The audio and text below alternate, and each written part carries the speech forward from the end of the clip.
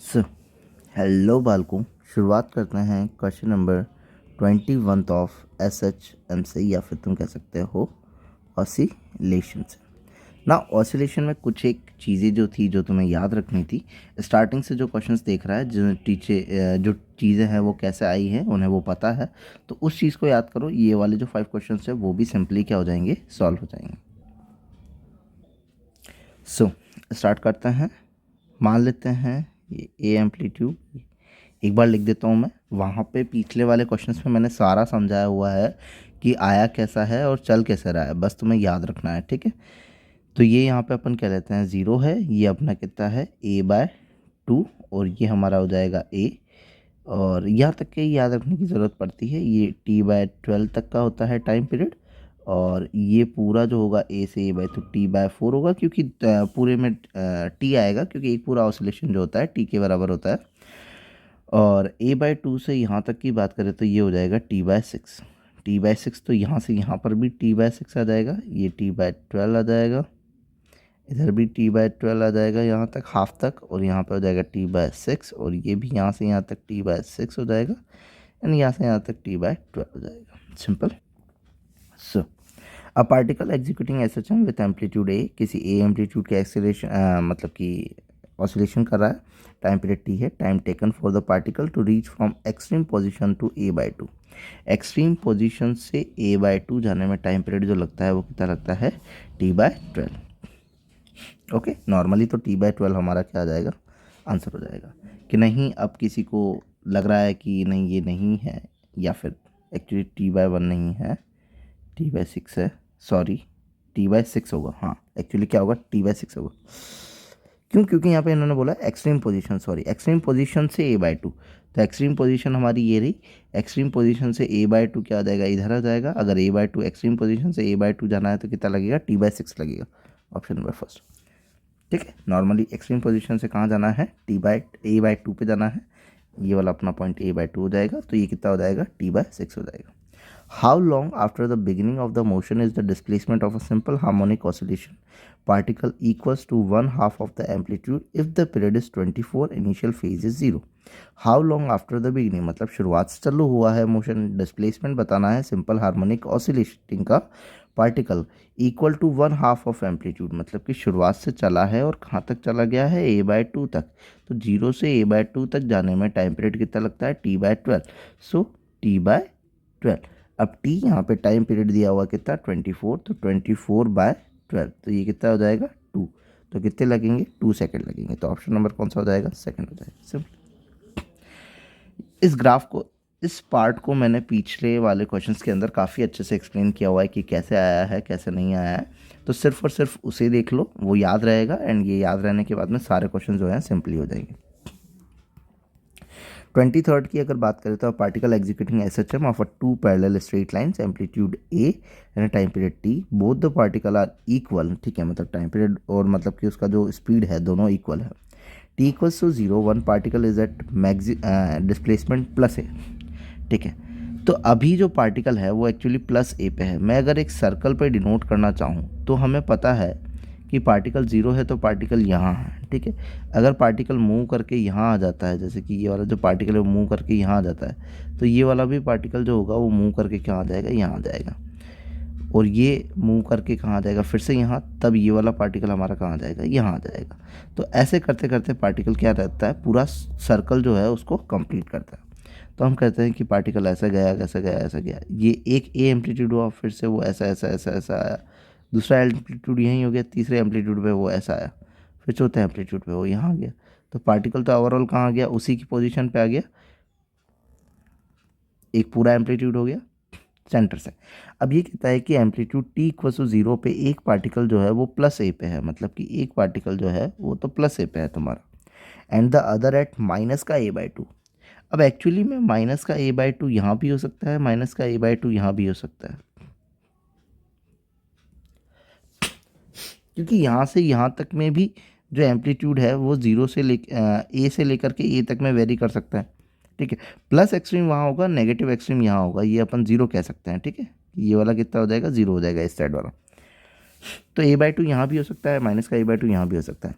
दे approaches toward each other, मतलब ये होगा कि पार्टिकल अगर यहाँ पर आ गया होगा, जैसे कि देखो दो पार्टिकल को ले लेते हैं, ये वाला पार्टिकल है एंड ये वाला मेरा सर्कल पे चलने वाला पार्टिकल है, ठीक है।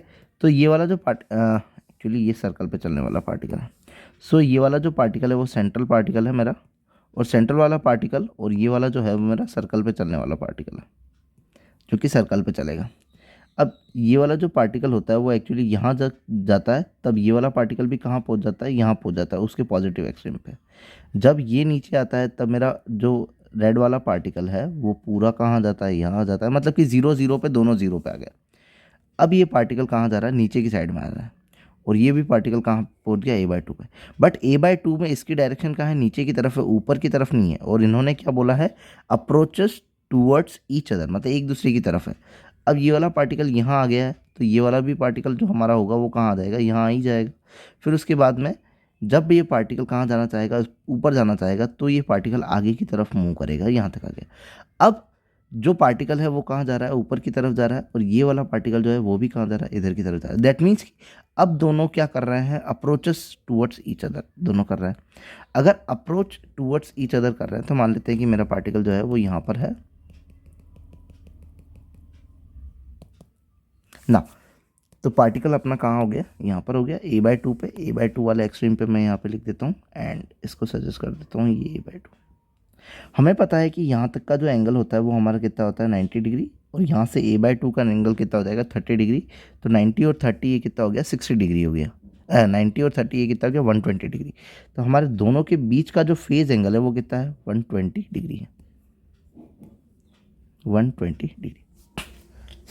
अब देखो two particle executing SHM, two parallel straight lines or amplitude of a time period a, both of the particle are equal and the time period t, one of the particle of displacement x1 a1 and the other is x2 are approaching towards each other, time after which they will cross each other। मतलब कि 120 पे है और इनकी omega और सब same है, तो ये वाला जो पार्टिकल होगा वो जितना डिस्टेंस चलेगा वो वाला भी उतना ही चलेगा।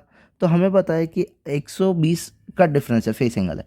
तो जब ये वाला पार्टिकल 60 डिग्री चल जाएगा और ये वाला पार्टिकल भी 60 डिग्री चल जाएगा, तब दोनों क्रॉस हो रहे होंगे। तो कितना चला, 60 डिग्री। अगर 60 डिग्री को मैं पाई की फॉर्म में लिखूँ तो 60 को क्या लिख सकता हूँ, π/3। तो इतना तो क्या लगेगा, टाइम लग जाएगा जब ये दोनों पास में। अगर टाइम पीरियड रखना है तो टाइम पीरियड कैसे रख सकते हैं सर, ऊपर अगर 2π होता है तो टाइम पीरियड लिख सकता हूँ, नीचे भी 2 से मल्टीप्लाई कर देता हूँ। तो ये 2π कितना हो जाएगा मेरा t, और 3 2 क्या हो जाएगा 6। तो टाइम पीरियड कितना लग जाएगा, t/6। तो ऑप्शन नंबर कौन सा हो जाएगा, 4 हो जाएगा। Simple.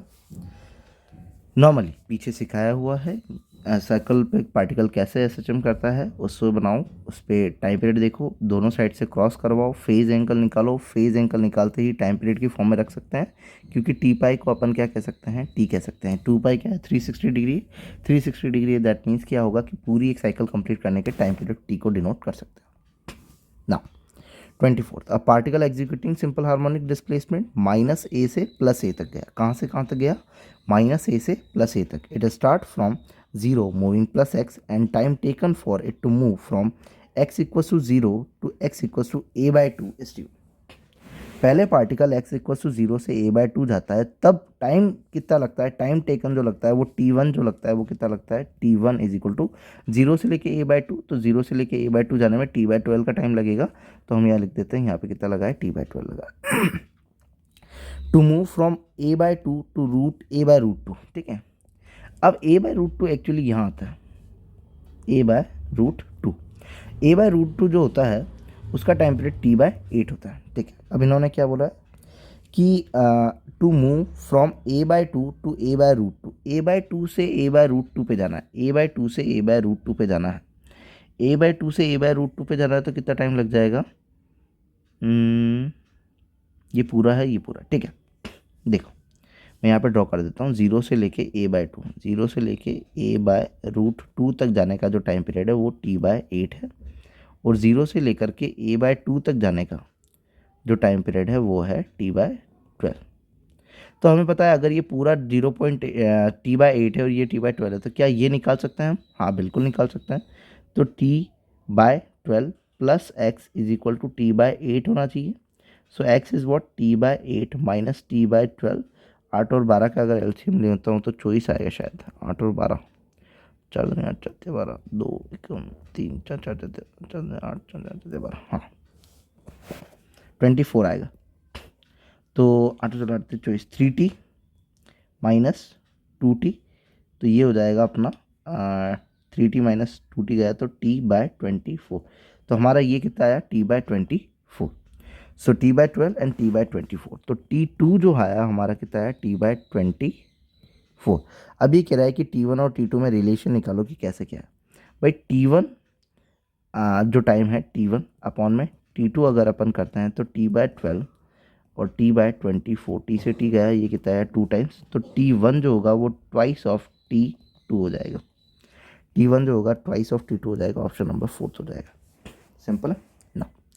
A particle is performing simple harmonic motion along x axis and amplitude 4 centimetre, the time period is 12। वो जो 4 सेंटीमीटर के जो एम्पलीट्यूड कर रहा है उसका टाइम पीरियड कितना है, 1.2 सेकेंड है।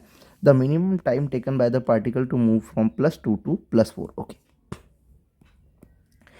अगेन एक सर्कल ड्रॉ कर लेते हैं। जैसे ही हम एक सर्कल ड्रॉ करते हैं हमें पता है कि पार्टिकल अगर +4 के एम्पलीट्यूड कर रहा है तो इधर की टाइम पे यहाँ पे क्या होगा, +4 होगा, और नीचे की साइड में क्या होगा, -4 होगा, क्योंकि एम्पलीट्यूड इस तरीके से कर रहा है। ये इसकी मेन पोजीशन। अब +2 पे है तो +2 हमारा कहीं ना कहीं हाफ पे होगा। अब +2 से इसे कहाँ जाना है, +4 पे जाना है। तो क्या कह सकता हूँ कि a/2 से इसको कहाँ जाना है, a तक जाना है। a/2 से a पे जाने का जो टाइम पीरियड होता है, a/2 से a पे जाने का जो टाइम पीरियड होता है वो t/6 होता है। कितना होता है, t/6।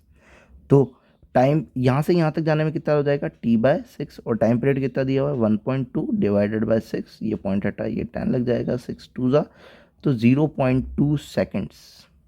मतलब कितने सेकंड लगे, +2 से +4 जाने में 0.2 सेकंड लगे, एंड बैक अगेन मतलब फिर से वहीं आने पे। तो भैया हमें पता है कि पार्टिकल अगर ऊपर गया तो वो कहाँ आएगा, नीचे भी आएगा। तो यहाँ ऊपर जाने में 0.2 लगा है तो नीचे भी आने में भी कितना लगेगा, 0.2 लगेगा। तो 0.2 + 0.2 कितना हो जाएगा, 0.4 हो जाएगा। तो ऑप्शन नंबर कौन सा हो जाएगा सर। ये बोलता है कि बेक अगेन मतलब ये कि +2 से +4 गया है तो कितना आ गया, 0.2, और +4 से फिर से नीचे आएगा ना पार्टिकल। भाई पार्टिकल तो अपना एग्जीक्यूटिंग SHM ऐसे कर रहा होगा, तो वहाँ से 0.2 लगेगा, तो 0.2 + 0.2 0.4। ओके, सिंपल है।